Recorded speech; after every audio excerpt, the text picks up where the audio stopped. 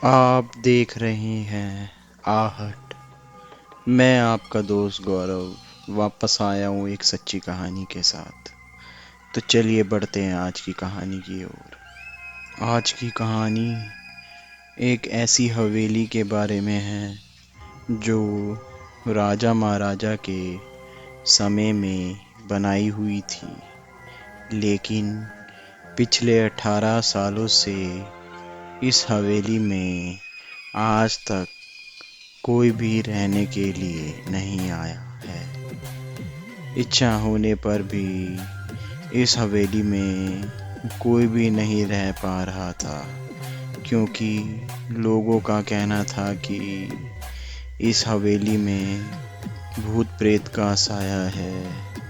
जब राहुल को इस हवेली के बारे में पता चला तो उसने तय किया कि वो इस रहस्य को जानकर ही रहेगा, क्योंकि लोगों का इस हवेली में नहीं रह पाना एक रहस्य था।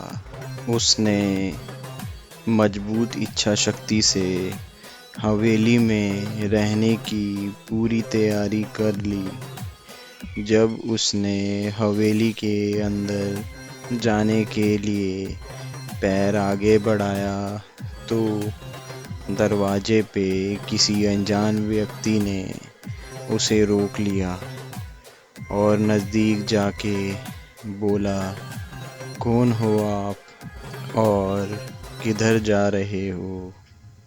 राहुल ने जवाब देने के बजाय उसने सामने सवाल किया, जी आप कौन? तो सामने से बंदे ने बताया कि मैं अर्जुन सिंह हूँ और यहीं पास में ही रहता हूँ।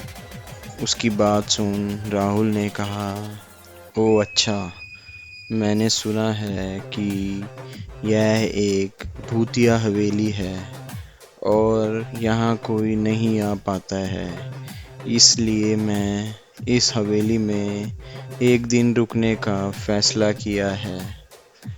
राहुल की बात सुन अर्जुन ने कहा, जी हाँ, आपने सही सुना है और आप भी अंदर मत जाइए। मेरी माने तो आप भी वापस लौट जाएं, यहाँ बहुत खतरा है। यह सुनकर राहुल खुश हो गया, जैसे उन्हें कोई लॉटरी लग गई हो। अर्जुन ने उसकी खुशी को देखकर बोला, आप क्यों खुश हो रहे हो? आपको तो भूत का नाम सुनकर डरना चाहिए। अगर इस हवेली में भूत है तो मैं अंदर ज़रूर जाऊंगा और सारी सच्चाई का पता भी लगाऊंगा। इतना कहकर राहुल उस हवेली में चला गया। अंदर जाके राहुल ने अपनी बैग को साइड में रखा और हवेली के चारों ओर देखने लगा। सारे रूम भी चेक कर लिए। बाद में ड्राइंग रूम में आके सोफे पर बैठ गया।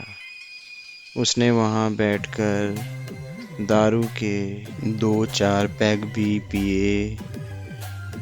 वहीं अचानक उस रूम में लाइट का एक बल्ब चालू बंद होने लगा, लेकिन राहुल ने उस पर ध्यान नहीं दिया।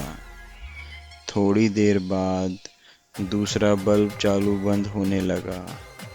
फिर तो हवेली की सारी लाइट चालू बंद होने लगी। यह सब देखकर राहुल अपनी जगह से खड़ा हो गया और संपूर्ण सचेत हो गया। अचानक से उसके सामने एक छोटा टेबल हवा में उड़ने लगा।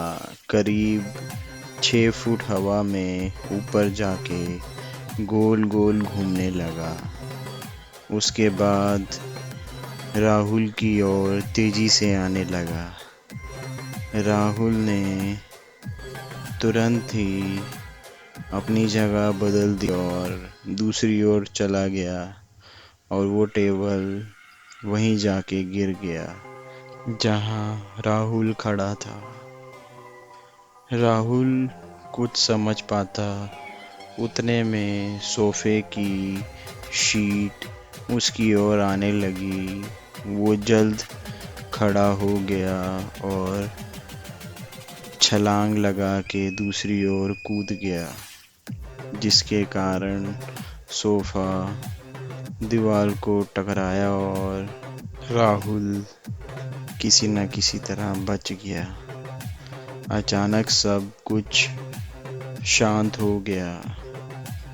राहुल ने चारों ओर सतर्कता से देखा और बड़ी आवाज में बोला, तुम जो भी हो सामने आके बात करो। राहुल बार बार चिल्लाकर उस आत्मा को सामने आने के लिए बोल रहा था कि वहीं एक बड़ी सी परछाई उसके सामने आ खड़ी हुई। राहुल ने उस परछाई को देखकर बोला, कौन हो तुम और क्यों मुझे मारना चाहते हो? तभी परछाई बोलती है, तुम्हारी भूल के कारण। यह सुन राहुल थोड़ा सोच में पड़ जाता है और बोलता है, मेरी भूल? मैंने कौन सी भूल की है? राहुल की बात का जवाब देते हुए परछाई, इस हवेली में आने की भूल। मैं किसी को भी इस हवेली में खुश नहीं देख सकता। यह सुन अजीत बोलता है, लेकिन क्यों खुश नहीं देख सकते तुम? तभी गुस्से में उस परछाई ने जवाब दिया, आज से 18 साल पहले इस हवेली में रहने वाले मालिक ने मुझे मार डाला था। मेरी कोई भी गलती नहीं थी। इस कारण की वजह से मेरी आत्मा इस हवेली में भटकती रहती है। मैं किसी को भी इस हवेली में नहीं रहने दूंगा, क्योंकि इस हवेली में मेरा खून हुआ था। इस हवेली में जो भी रहने के लिए आएगा उसकी मौत हो जाएगी। यह सुन अजीत ने कहा, मैं तुम्हें अपनी असली रूप में देखना चाहता हूँ। और उस परछाई ने एक भयानक सा डरावना रूप ले लिया और उसका चेहरा इतना भयानक था कि राहुल उसी क्षण इतना डर गया कि उसके दिल की धड़कन वहीं रुक गई और उसकी मौत हो गई।